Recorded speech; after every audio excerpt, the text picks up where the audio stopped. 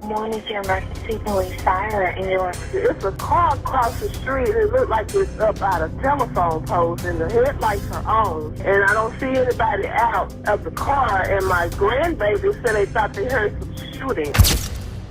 It's the early hours of January 26, 2015. A quiet neighborhood in Tyler, Texas is suddenly shattered by the sound of screeching tires and gunshots in the dark. Moments later, a car slams into a telephone pole and comes to a stop.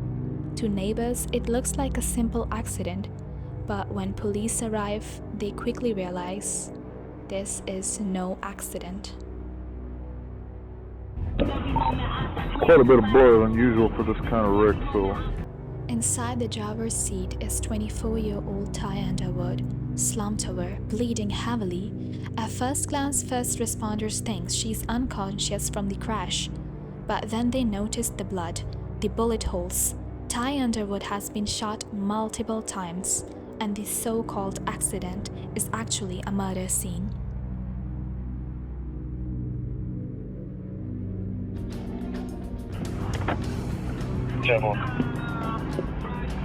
No, ma'am. Can you hear me? Are you okay?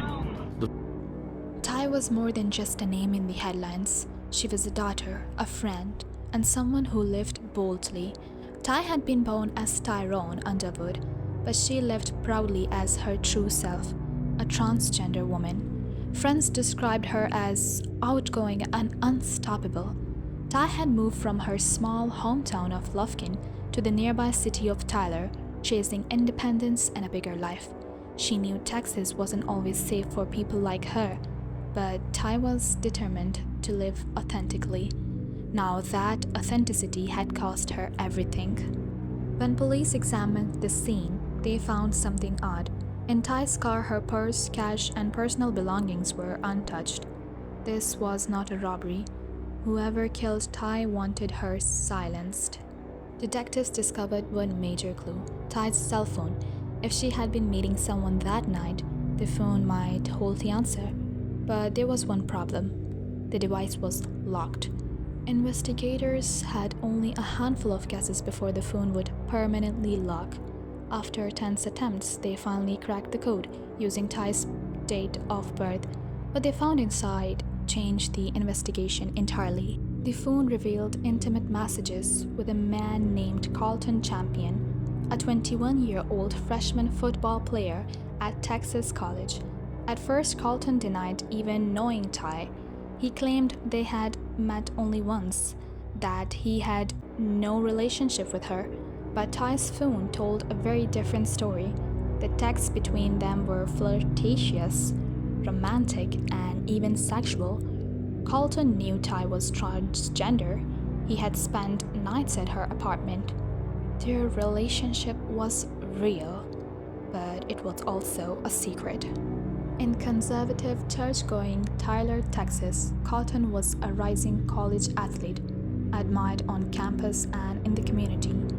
To him, being exposed as dating a transgender woman could have meant humiliation, rejection, and the end of his football dreams.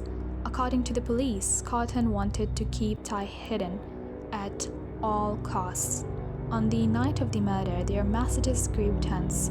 Ty accused Carlton of meeting other partners online. She told him she was coming to the campus to confront him.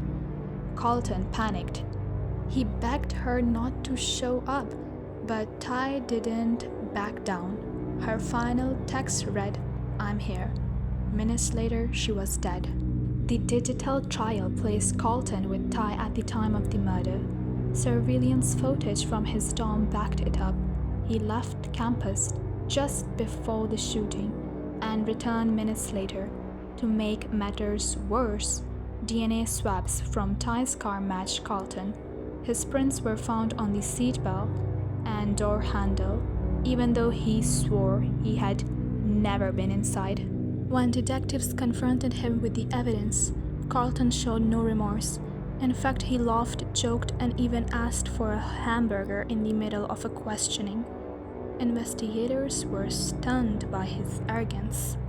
Even in court, Carlton smirked and chuckled. as if the trial was nothing more than a game. And I'm gonna arrest you for murder. Sir, I'm hungry. Okay? Be quiet, listen. I'm hungry. I'm gonna arrest you for murder. I know what I'm here for, sir. Okay? I'm hungry, though. I don't care if you're hungry. Be quiet. Thank God. But to Ty's friends and family, there was nothing funny about it. They sat through the painful details, remembering the woman they had loved and lost. Do you know any of her friends? The last one I knew of was this dude named Carlton. How long has she been seeing this Carlton person? He spent 2 or 3 nights at our apartment. In 2016, Carlton Champion was convicted of first-degree murder.